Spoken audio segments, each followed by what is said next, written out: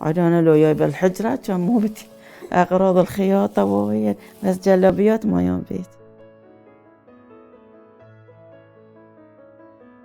اسمي منى حمود ومواليد 62 16 ديسمبر.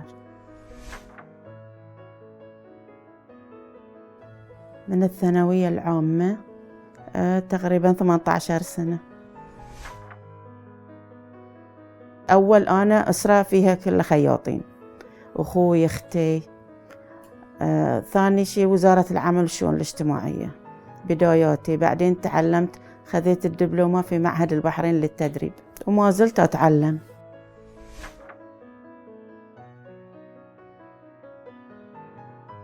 علمت الأطفال مال الجيران خياطات بسيطة، شلون يشكون الإبرة، تطريز بسيط، وردة، يعني بعض من أحفاد خواتي أو عيالهم، يعني شيء من الخياطة البسيطة.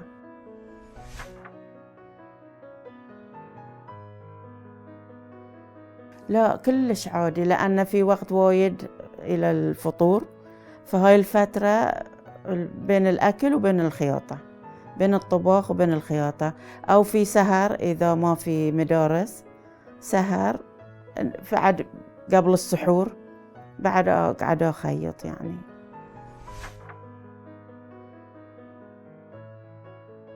في أشغال بالماكينة وفي أشغال باليد اللي هي هاند ميد. هذه الأشياء يسمونها كروس ستيج، هذه خيطينها أنا وأخوي.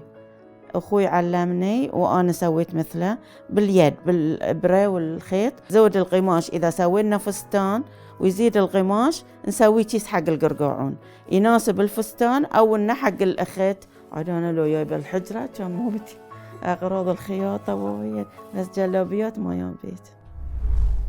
يلا مشكورين.